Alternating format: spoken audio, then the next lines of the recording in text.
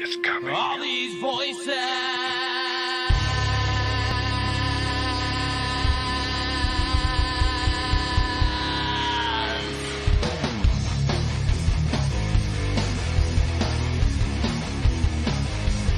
All these voices. All these things you can't explain. All these painful memories. They keep haunting you. It's haunting me. It's just a ghost of you and me. It's just a smoking gasoline. It's just a ghost of you and me. Of you and me.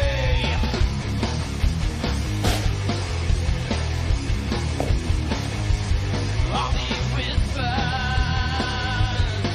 My name is James Hershey. Right back. All these shadows in my mind. With my reflections I can't find. It's just a ghost of you and me. It's just a smoking gasoline. It's just a I know how to ghost do of it. you and me. Of you and me. Don't let 'em take you away. Don't let 'em bring you down inside. It's just the mirrors in your mind. Don't let 'em bring you down.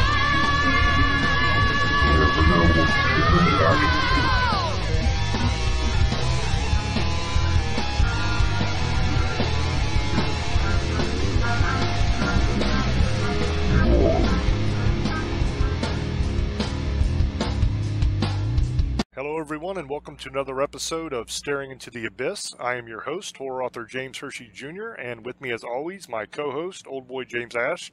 How you doing, brother? I'm doing pretty good. How's everybody tonight? Tonight's going to be a fun show. We have a special guest tonight, a very, very wonderful woman that I've done a couple different shows with in the past. Her name is Dr. Rita Louise, and she is the author of the book Stepping Out of Eden. How are you doing tonight? I'm doing great. How are you guys? We are well. So what we like to do when we have a guest on is have the guest introduce themselves to the audience and just tell everybody a little bit about yourself and a little bit about your book. So I'm Dr. Rita Louise, and so, I kind of have like my daytime personality and then my after hours personality. So during the day, I work as a medical intuitive, which is basically a psychic person that helps people address health issues, whether it's physical, mental, or emotional, or spiritual, as well as doing energy work with people, recommending herbs, supplements, whatever it is, so that they can find wholeness in their lives. So that's my day job. And, but one of my passions is to explore ancient mysteries, because if it's old, it's good. And the older it is, the better I like it. And so for the last number of years, I have been looking at the mythic record because my belief is, contrary to popular opinion, is that there is some level of truth in myth. And so one of the things that I've done is gather myths from around the world and look for parallel stories in different cultures. And what I found was that there appears to be a global narrative that gets a little chopped up here and there, but there's a level of consistency that you find country to country around the world. And so in my last book, E.T. Chronicles, it also came out as Man-Made, the Chronicles of Our Extraterrestrial Gods. I looked at our history. So starting with in the beginning and going up to just after the flood and the rise of humanity, and talked about what myth shares as our story, the story of the earth. So not the story of humanity per se, because what I found, because I went in not knowing anything, and what I found was that the advent of humanity was really at the end of the book. I mean, it was the second to last chapter of this book, where they fit into this chronology. And so, but it was presented, giving it from the mythic record, kind of comparing it to archaeological, theological, anthropological things that we know from science and trying to tie a narrative together that is cogent with what we know in science. So trying to tie myth to science in this timeline that myth provided. But one of the things that I felt was really deficit was that I didn't really get very deeply into the human experience. I just really talked about the advent of humanity and kind of left it at that. And so this new book, Stepping Out of Eden, takes that one step further, where instead of looking at the entire timeline on the planet, it asks the question, why do humans act human? You know, and so I like to make Star Trek references when I talk about this book. And so if we sit there and look at humanity, you know, humanity compared to a Klingon is very different. And you can take any Klingon from that entire planet, you know, or group, and put them next to a human, and you can tell who's the Klingon and who's the human. Or you can do the same thing with Vulcan. You know, you can, because they are, you know, and it's not the physical, but it's the whole psychological, mental, moral, cultural background that they come to the table with. And so humans are uniquely human. And so because we have this global narrative, I wanted to look and see if we had this global sense of humanity. I mean, because if, as scientists speculate, we grew up in these isolated cultures, you know, that kind of expanded around the world, but, you know, you have your little group in Europe and you have your little group in the Levant and your little group in Asia, you would think over the thousands of years that they would be really culturally different, you know, that it would be more like, okay, so we're going into China, so now we are dealing with the Vulcans, you know, or the Ferengi, you know, that there would be a bigger differentiation because of geographical separation. But that's really not what we find. And so that's the angle that I approach this book with, is what makes us human and what also caused us to transition from being an animal, from a primate, you know, and there's the evolutionary changes, you know, even though I don't believe it's evolution, but we'll just use that word for now, but the physiological changes that occurred. But there's also this whole concept of the development of culture and society, and where did that come from, and how did we come upon that to make us the unique species on this planet, period. I think a lot of it was the advent of farming, honestly. Because before farming, people had like nomadic lifestyles, and you would just go where the food was. You know, like the Native Americans in America, they had much that same lifestyle. They would just follow the buffalo. Wherever the buffalo went, they went, and they'd make their camps. But once human beings learned how to reliably farm and create crops, create bread, those kind of things, then you started seeing towns and cities really start to spring up, and it started growing more and more. And as always, civilization follows water. That's what I always say. If you're ever lost out in the woods or the mountains or the swamps somewhere, you just find the river and you'll find people, because that's where people seem to gravitate, is towards water sources, because it's life. But I think once they learned how to properly produce crops and have a stable food supply, I think that is what really caused them to start grouping together in towns and cities. And then from that point on, I think that's where a lot of the culture seemed to happen. It was interesting what you were talking about. Go ahead. Go back further, because by the time we were farming, we were wearing clothes. By the time we were farming, we knew how to use fire. By the time we were farming, we knew how to grind grains. We knew, you know, we had all of this information. We were already working in social groups to do this stuff. We already had laws. We already had traditions that were part of the human experience. I mean, there's evidence, suggestive evidence of circumcision 26,000 years ago, which says that there was this these concepts within us. Now, I agree, what we see as civilization is building buildings, and I'm not even talking about that. I'm talking about, where did our morals come from? Why do we wear clothes? Why do we think that killing is bad? Why do we, where did these rules come from? Where did these laws come from? Why in cultures around the world, we have a common belief in the notion of marriage. So I'm taking it back to what makes us, because I don't think dogs and cats and apes worry about a bunch of the stuff that we worry about. And they, definitely don't have the kinds of traditions. I mean, by the time we started building buildings, we were already pretty advanced in our knowledge and understanding of the world and how things worked. Yeah, I mean, if you want to go all the way back to like caveman days, when we're like competing with Neanderthal and stuff like that, we would wear clothes because it was cold. You know what I mean? And that would help to produce heat for our body, help keep us alive. They would band together in groups because right, but why did we start doing that? That's what this book is about, is what caused us to do that. I think a lot of it is necessity. I mean, they say necessity is the mother of invention. I think. Well, why did we leave Africa? Point. Probably because we were nomadic and we were following game and stuff like that and looking for greener pastures. That's what mankind does. Okay. Well, who said we weren't shown how to do all this stuff? Thank you.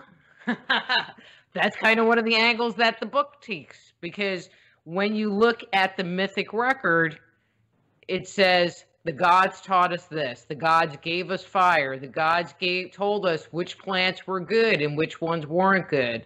They taught us how to dig up roots from the ground. They taught us agriculture.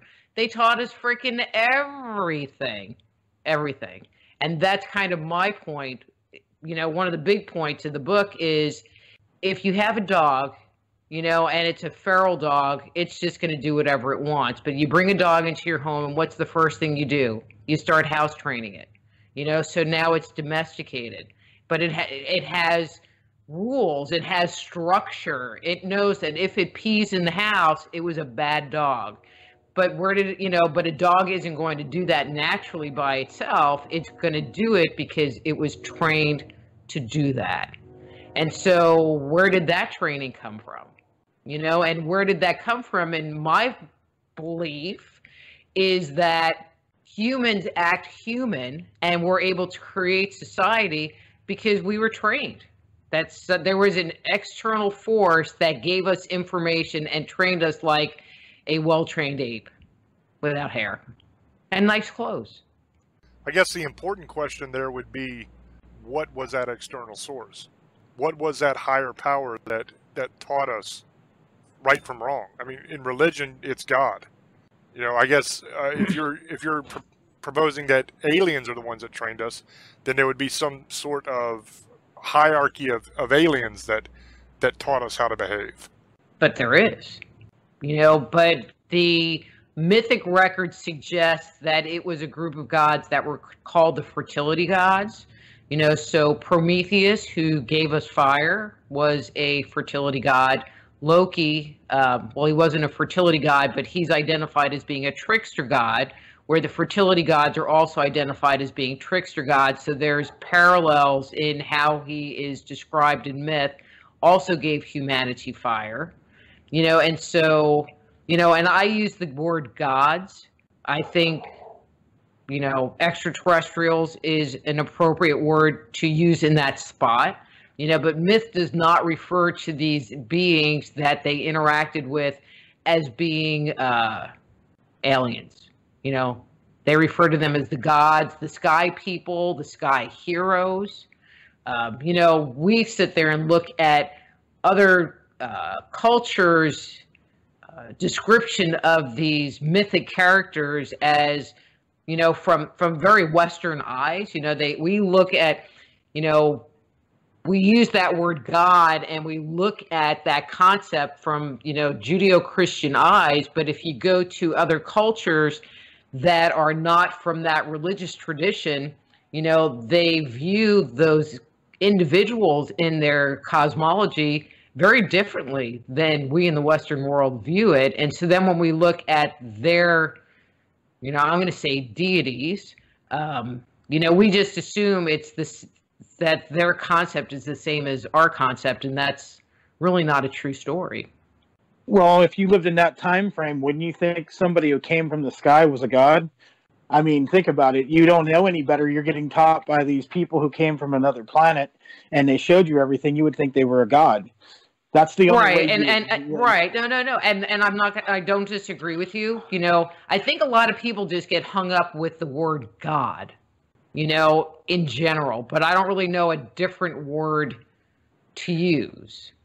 Well, people run around and say the Anunnaki, but then there's even confusion around that because, I don't even like using that word, because there's people that think that the Anunnaki are there was only one group that came, and it was the Anunnaki, and it wasn't just one group because myth doesn't support that there was only one species that came to the earth.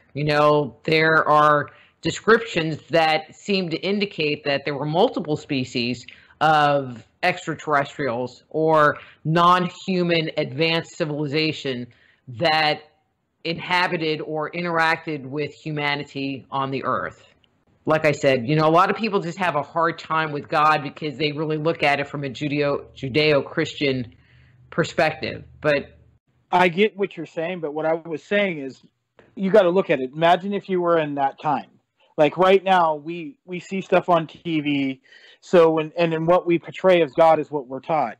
But back then, you would think somebody that had, even if they weren't gods, they were from space and they were millions of years ahead of us. We're going to think they're God. That's where they came in, or God or deities, like you were saying.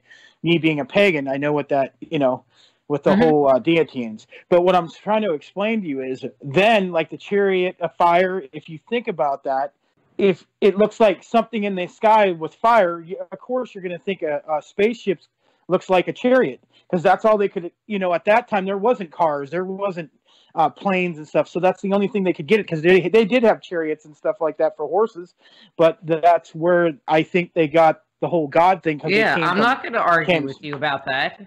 You should read my books, because then you'd be like, hey, we're on the same page here. No, I think they used the best of their ability to describe what they saw and what they interacted with, period. But now with relationships and how, I think that just happens because penguins are known to, once they get a mate, they stay with them forever.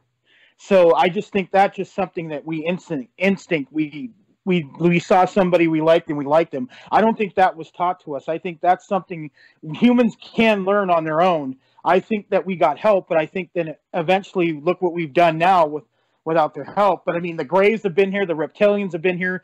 There's more than just those who came here.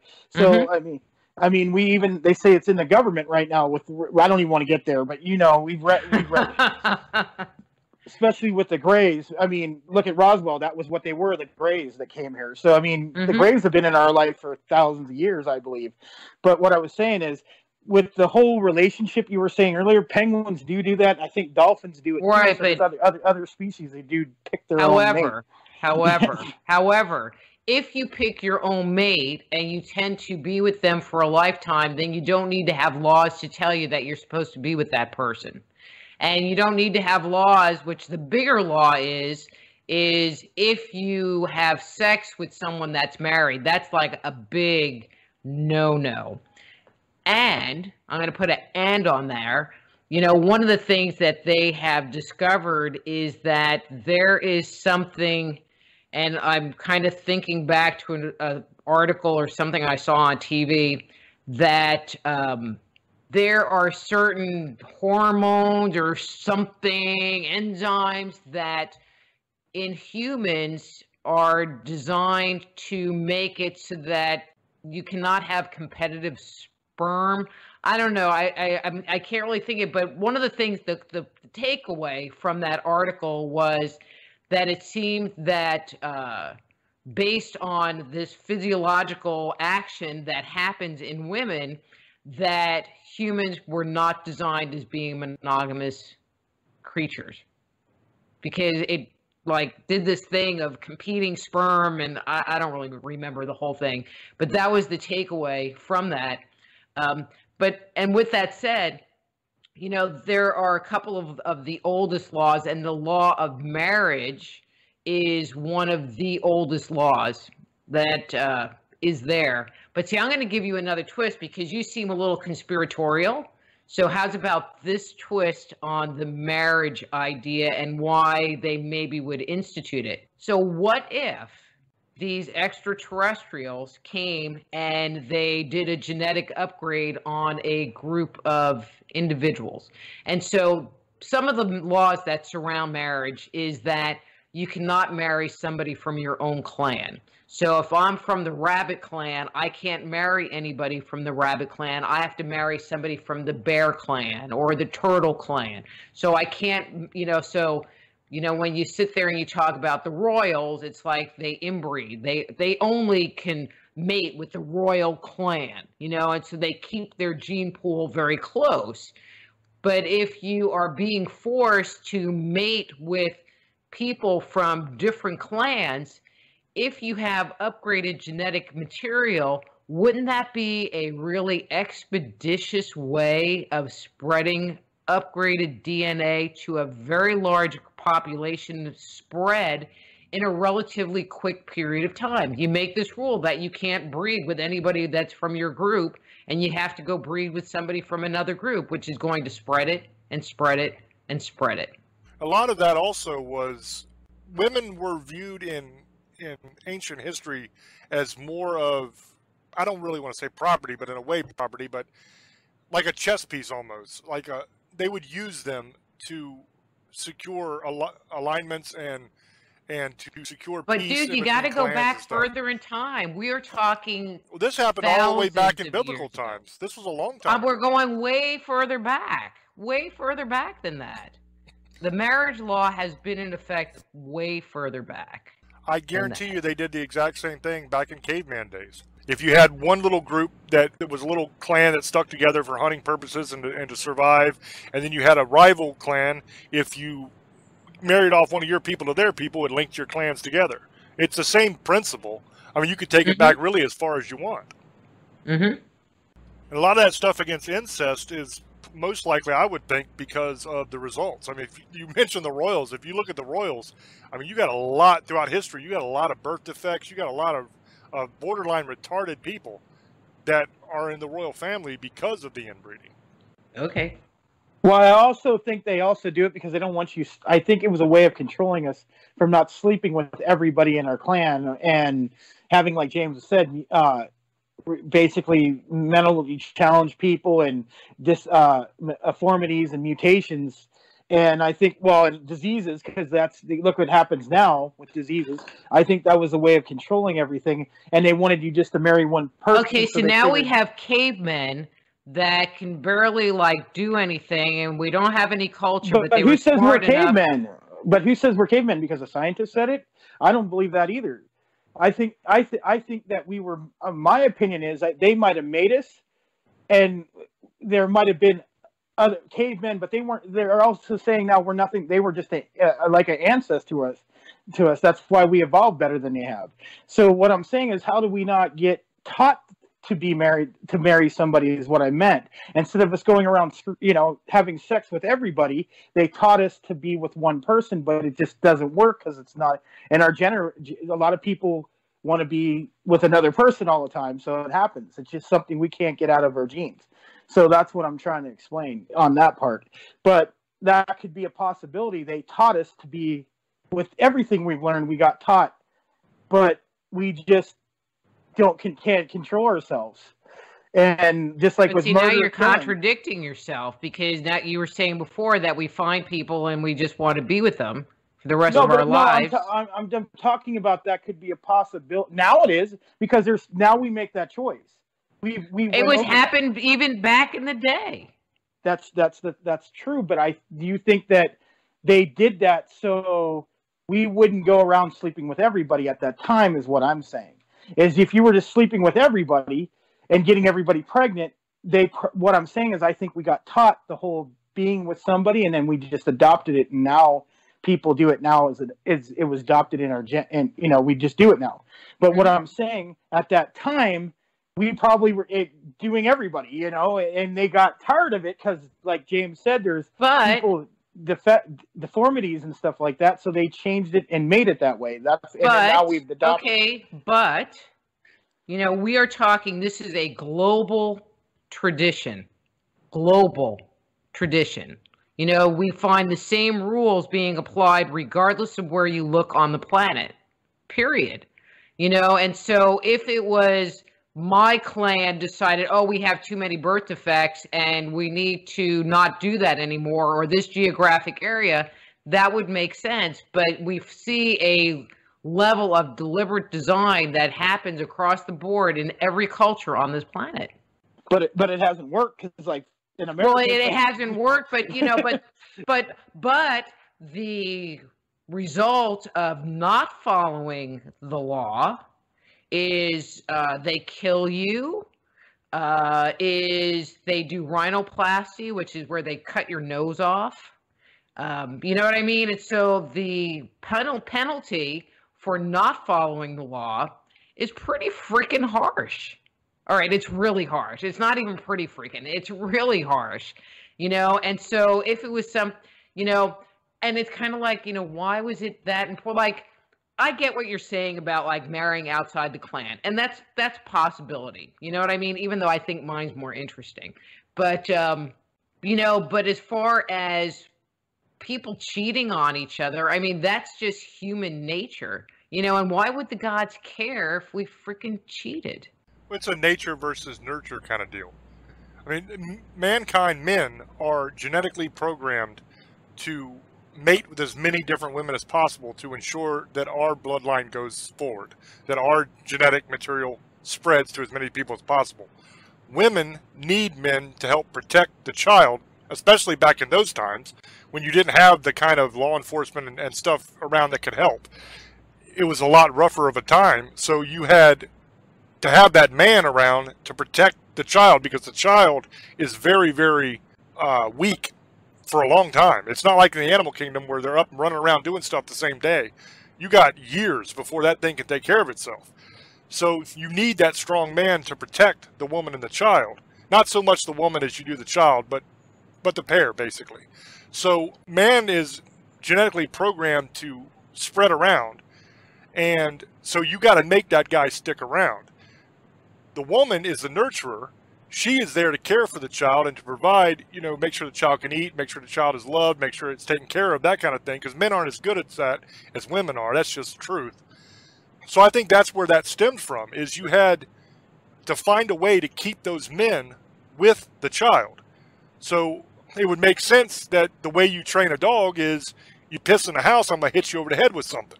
And eventually you're not going to piss in the house anymore because you're tired of getting hit in the head. Same basic principle. Is we're going to punish the man if he leaves, and we're going to punish you if you go into another, like you were talking about adultery earlier. Well, the punishment for women was actually worse than men, to be honest with you. Yeah, that's because women were not viewed throughout most of history as equal to men. That's but not in all cultures. They still aren't not in a lot of cultures. I mean, if you look at the Muslim cultures, let's just not even go there. Well, in some of those countries, a woman walks down the street without her man with her, she can be beaten with a stick by anybody. I mean, it's ridiculous, So there's a lot of countries where women still are treated that way, and I'm not saying that's right. I think it's ridiculous, but throughout history, women were not viewed as equals, and that's just the truth. There's really no way to sugarcoat it. Okay, I don't really have anything to respond to that with. So what do you think about all of these crazy conspiracy theories about aliens? Now, there's some that I think are actually true, and then there's some that are just really out there. I mean, you got conspiracy theories that reptilians are running the entire government and the world and all this stuff. We did a show once on the Queen of England where she was actually doing an event and started to transform into a reptilian form, is what everybody that was there said. I mean, it was literally hundreds of tweets about it from people that were there. They even released a statement on the official webpage for the royal family where she apologized to everybody for having to see that and admitted that she wasn't human, which was absolutely crazy. What do you think about all that stuff? All right, I haven't heard that one. I would love to see that because that would be great. So this is my commentary. You know, you get into some of this stuff and you start going down a giant rabbit hole. You know, and so I look over the edge of the hole and go, you know, but I haven't like totally jumped into the hole. You know, so I'm neither confirming or denying any of it. However, you know, the way that I look at, especially the whole reptilian thing, is that myth supports the concept of a reptilian presence on this earth, and that lives in underground bases or that lives in things under the water. It supports the notion that the reptilians were here first, and that, you know, because there's conspiracy theories, you know, like the galactic empire is, you know, mad at the reptilians and, you know, they want to get rid of them or whatever. And the reptilians are like, well, we were here first. And myth supports that they were here first. You know, so there is narrative that supports many of these conspiracy theories.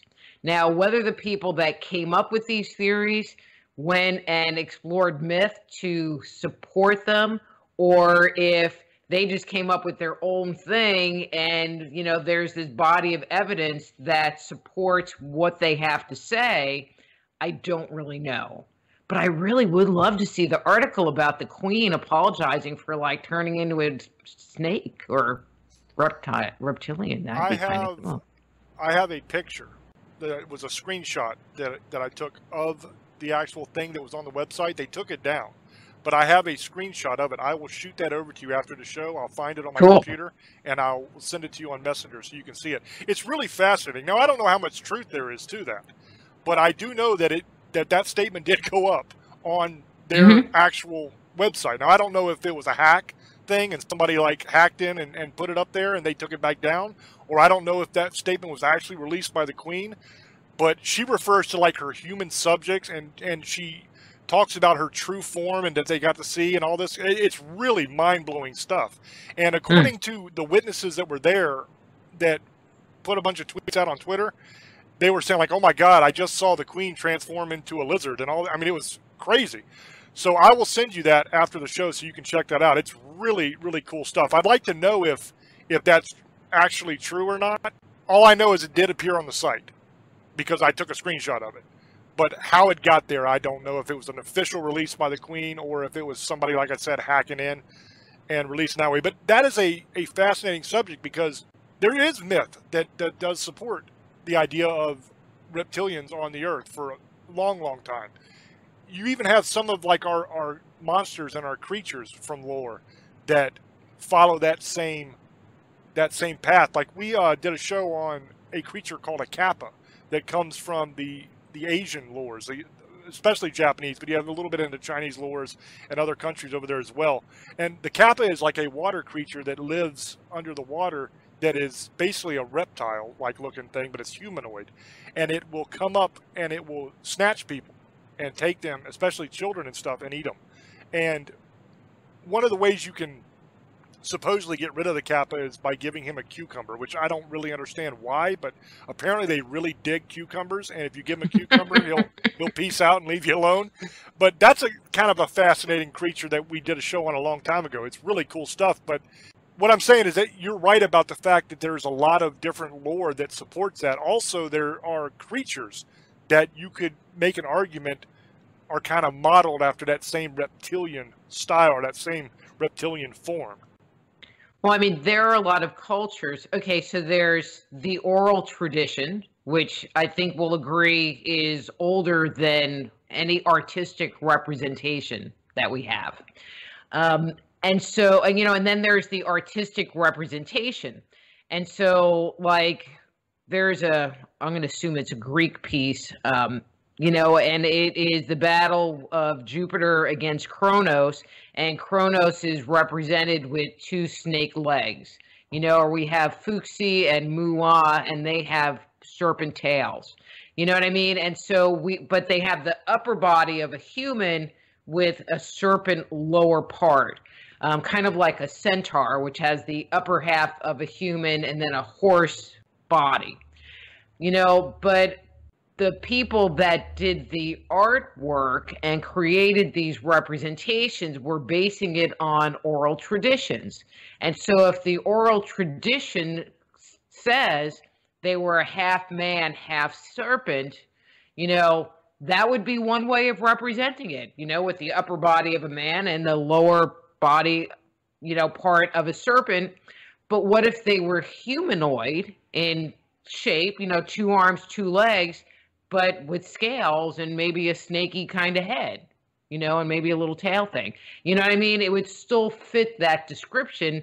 And perhaps the imagery that has come forward is actually a misrepresentation. And that's where people get a disconnect between what comes from mythology and actually what the reptilians are, or what comes from iconography, the imagery that we see about, I call them the fertility gods, which are characterized as being tied to water, being tied to the concept of fertility, being the educators of humanity, being the trickster god, so it's not that they were necessarily bad, but they would do things that was in disagreement with what the rest of the gods wanted them to do, and they were more acting from their own conscience is kind of how it's portrayed, right, wrong, or indifferent, kind of depending on what side you're on.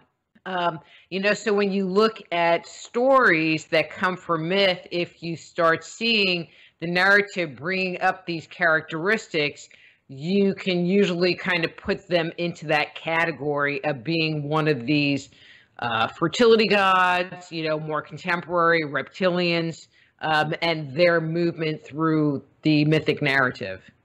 And they did shapeshift, by the way. Well, what I think now is, even if these things existed, is people have seen so much stuff on TV that if they came tap dancing, we've talked about this about Bigfoot, if he came tap dancing in the front yard, they would say some way it was videotaped or video. It's just an illusion. That's the problem, is if these things exist, they've done a good job of keeping us in the dark. People know they exist. I just think some people don't want to know.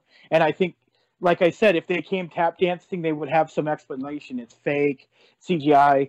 And that's the problem now, is people have seen so much stuff on TV, we're never going to believe anything anyway. And they've done it for purpose. I believe this has happened for purpose. Interesting point.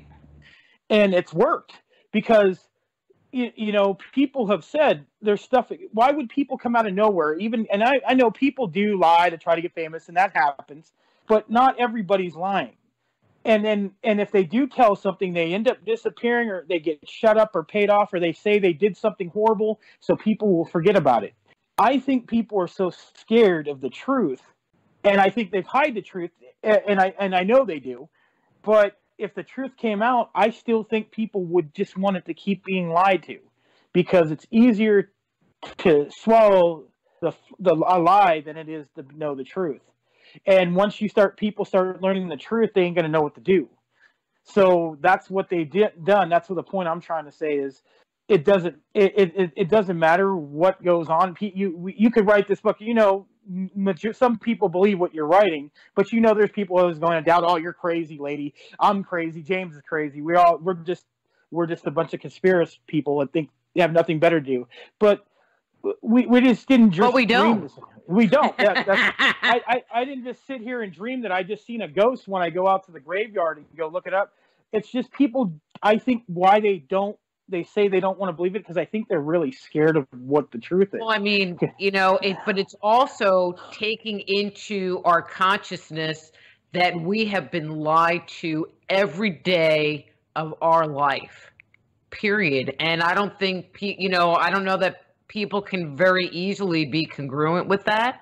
I think that if what we're talking about is true, that's a pretty big rabbit hole, and I'm to the place now where if it's true, it's true, and I'm not shocked. If it's a bunch of crap, it's a bunch of crap, and I'm not shocked. But when you're first looking at it, it's a big rabbit hole, and you have to be kind of open-minded to just even want to even think that that's a possibility. The world as the average person knows it is an illusion. Absolutely 100% it's an illusion.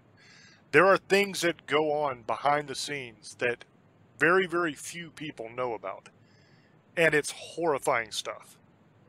If the average person knew who actually runs the world, if they knew the kind of things that are done all the time on such massive scales that it would make you vomit, if they knew about these things, all bets are off. I mean, you wouldn't have a society anymore. You wouldn't have people behaving themselves and going to work and raising their families. You would literally have mobs of people in the street stringing people up from lampposts. I mean, it would be the old pitchfork and torch deal again. If they knew the truth about what actually goes on, that is provable, that I know is true. Okay? So if you add that to the conspiracy stuff, right, they won't even accept what is in front of their face. So how do you get them to even entertain the idea that maybe aliens taught us how to do things or something along those lines? Can't.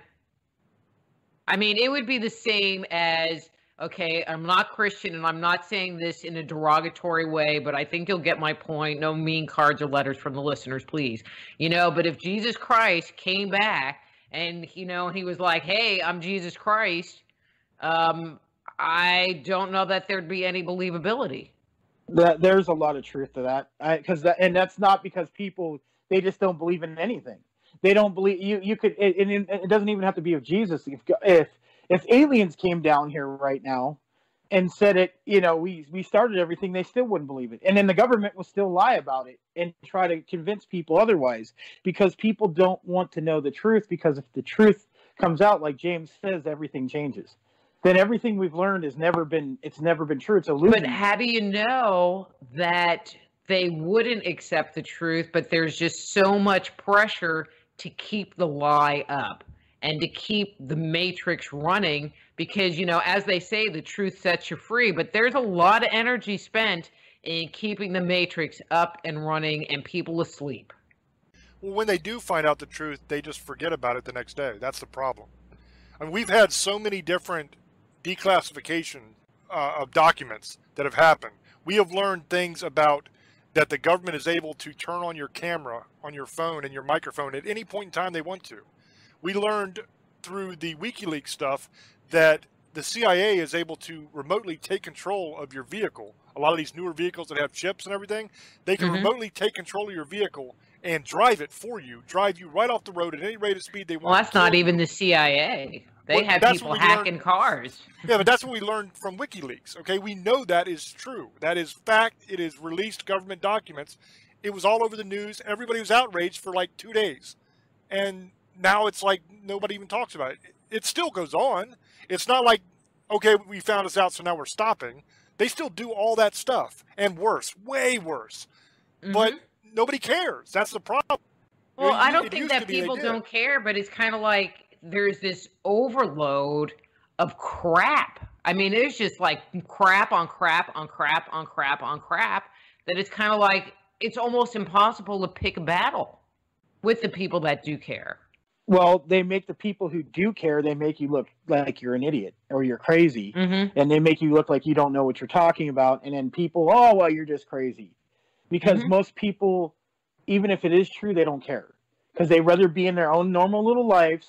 And that's it. Look, they can save 15% on their insurance by, putting this box on their car that's going to like follow their driving. It's like, I don't think so. Nope. And they keep doing it. And look, everybody's on their phone right now. People don't realize they're watching everything you're doing. They're watching everything. They listen to everything you do. They can see where you're going. I'm going to tell you this on my phone. I haven't even done anything. I just put Google. It tells me how far I'm going driving now. It knows. I don't even have to do anything. It knows what I'm doing. So people should start realizing what they're doing. They can control you anyway, and they do it easily. And people don't care. Just like with phones, you'll see people driving around talking on the phone. No, it's illegal. Or they'll be just like they'll walk into a store, they're talking on their phone, not even paying attention. They're in another world, and that's all people really care about. And that's But they what want the the convenience. You know, when everything started going to the cloud, I mean, I ended up writing an article on this. It's kind of like, and I don't want them invading all of my stuff and like seeing my pictures and all of this stuff. And, you know, and I was talking to my kids and they're like, yeah, but you can store all this stuff there. And I'm like, but then they know my business. They know everything. You know, I won't even do Google Calendar because it's on the cloud. It's like, they don't need to know what I'm doing every day and who I'm talking to and what their phone numbers are. It's like, no, you know, no. I mean, you already know enough. You know way more than I want you to know, and you don't need to have easy access to that. Yeah, I mean, even with social media, I mean, people are literally putting out photographs of themselves and all of their information. They tell you where they're eating, where they're going, everything at all times. They make it so easy. And for anybody that wants to find them. And the scariest thing is, it's not even just the government you have to worry about when you're talking about, you know, putting stuff up in the cloud and everything. It's not just the government. I mean, if you look at that whole fappening thing that happened with all the celebrities where all their nude pictures got spread around, that was because of hackers that hacked into the iPhone cloud and just stole all their pictures. I mean, the kind of information that you put on your phone is insane if you really think about it. Anytime you buy anything, okay, now your credit card numbers, your banking numbers, all that stuff is in your phone. That is stored somewhere. They can have access to that now. So they can drain your bank account. They can sign you up for home loans and all kinds of stuff and pocket the money. All of that information that we put on our computers, that we put on our phones, that make things easier, like you were saying, convenience. Oh, I can just set it up for automatic billing so it just comes right out of my account. Well, if somebody wants to hack into that, they have all your stuff now. I mean, we're constantly hearing in the news, this store or that store or this store. Oh, they had a security breach. They hacked in and they got all of the debit card numbers and all that stuff from the machines. That's some scary stuff. I mean, it's been 3 or 4 times now that I've had to go get new debit cards and everything done up because somebody had access to the account simply because of everyday life. And I'm a person that's careful. You know, I don't put my numbers out there. I don't put information out on the cloud if I can help it. But just from simply shopping, where they'll hack into the system and everybody that shopped at Target now, your stuff is, I don't know a Target for sure. I'm just using an example, whatever store you want to use. Whoever stopped at this store and used a credit card or a debit card, your information is now stolen and they have access to all of your accounts. So then But did you take a picture and rate your experience while you were there? No. No, Just I don't. checking. I don't take pictures of anything. I'm a very private and a very careful person because I've worked a lot of different jobs in my life. I've worked for the government, so I know the kind of stuff they can do, and I know the kind of stuff that is out there that you don't even realize is out there. I mean, your phone will even tell you where you've been. That's what's crazy. I know. I mean, that's the scary part. Well, though, I do want to mess with them. You know, like, you know, how was your trip to Kroger? And like take some just really bizarre picture. You know, like I had this one. They had a brisket on. Well, it wasn't on sale, and it was like this brisket, and it was like $87. You know, so how was your trip to Kroger? And, you know, so the picture that I take is of this $87 brisket, you know, and just like put weird stuff up. But then I thought, well, you know, if I could put my name next to it with a URL to my webpage, that might be some pretty good marketing. So I don't know. The thing is, like, you can't get away from it, no matter how careful you are. That's the scary part. Is even if you, let's say you go like where I live, way up in the mountain, out in the woods, nobody around, I'm still not safe. I'm still not off the grid enough because they can simply find me with satellites if they want. They can literally from space look down and see a pebble on a beach from a satellite. I mean, everybody can do it really. If you just look up Google Earth, you can look at Antarctica, you can look all over the place and really see some cool stuff. But that's the kind of technology we're talking about. You can't hide from that. Every city, every town has cameras in their lights, cameras all over the place. They can access all of those cameras. Surveillance cameras at gas stations, surveillance cameras at banks, surveillance cameras everywhere. They can access that at any point in time they want, tap right into it, and find you. So there's really no way to get away from that technology anymore. No matter how but then careful they you are. come up, but then they come up with new stuff. Like I remember when my kids were young, and it was when they were trying to get parents to fingerprint their kids, in case they were kidnapped or whatever, and they would have their fingerprints on file to, check against, a dead body kind of thing. And my husband at the time was like, well, I think we should do that. And I'm like, are you crazy? So now you just got your kids' fingerprints in the record. And, God forbid they go do something stupid. I mean, this does sound kind of terrible. It's like now they got their fingerprints, and it's kind of the same thing with that DNA stuff. I've heard stories of people being apprehended because a match, not necessarily the individual, but like a direct family member of a wanted individual did the DNA testing, and they went to that person to find the criminal. Yeah, a lot of those kind of things are sometimes even just direct fronts for our three-letter agencies, to where they put these things out there to collect that kind of information. And then they build themselves a database. A lot of this stuff we see on social media is the same way. Like with Snapchat, for example, all those different filters and everything you can do where you put silly bunny ears and a rabbit tongue and all this stuff. That's facial recognition software. That's taking a scan of your face, and that information is saved, and they have access to it. It goes into a database. The same thing with when you have a phone that you have to look into to give a retinal scan or facial recognition to open your phone. A lot of the new phones have that. That information also is stored, and then it can go into a database, and they have access to that. Facebook has facial recognition. I mean, it creeps me out when you post like a group picture, because you and a bunch of friends went to dinner, and you post it, and the next thing you know, it's kind of like it's got everybody's name on it, and you didn't do anything. It's like, okay, that's creepy. And it's, like the right name with the right face, and it's like they have way too much information. And the sad thing is we'll never be able to put it back in the box. Now that it's like Pandora's box. Now that it's out, it's out. We'll never get it back to where you actually have privacy again, to where you can actually be incognito again. It'll never exist because we're too far past that point. But eventually we'll die off, and because the younger generation doesn't seem to have a problem with it, because they have been indoctrinated very well into that whole, mentality and lifestyle, that they don't see anything wrong with it. Not till it's too late. And with that, unfortunately, we're pretty much out of time. So what I'm going to do is I'm going to throw back over to Dr. Rita, and I'm going to let her plug her little heart out, anything she wants to plug.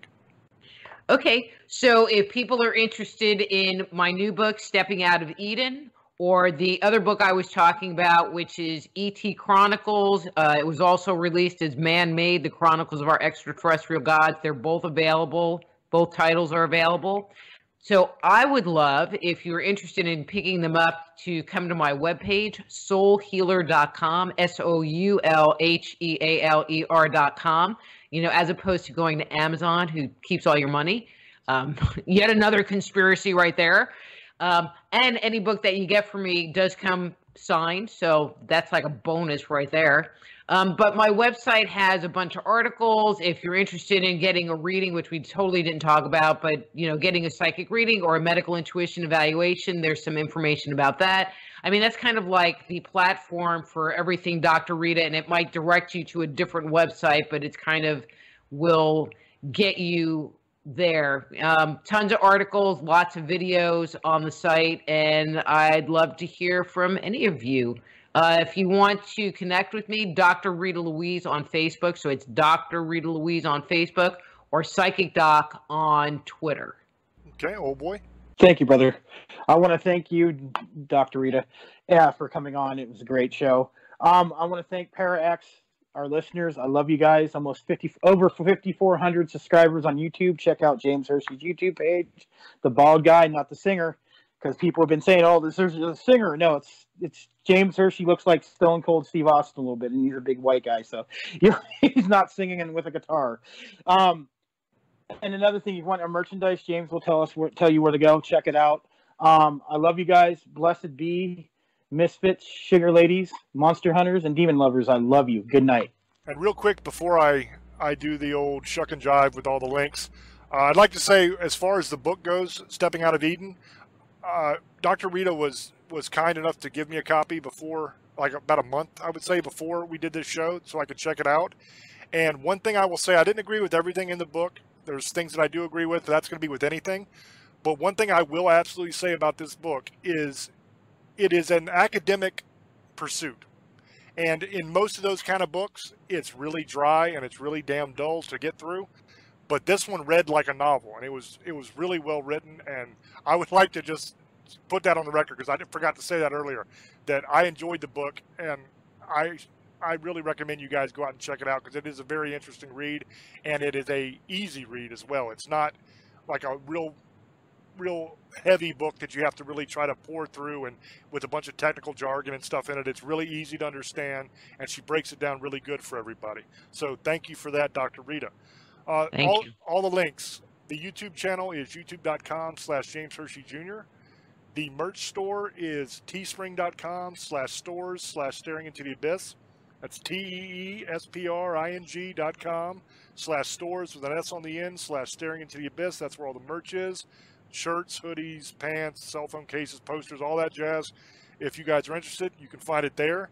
I'd like to thank Dr. Rita for coming on. I really appreciate that. I've done a couple different shows with her before on other people's radio shows when I was a guest as well, and she was always very interesting. And when she reached out, I was like, absolutely, definitely want to have you on, and I'd like to have you on again at some point when you have another book come out or something, Dr. Rita. Okay. Thank you for coming on. I appreciate you. And with that being said, we are just out of time. So until we speak to you again, love many, trust few, and do harm to none. God loves you, and so do we. Bye-bye.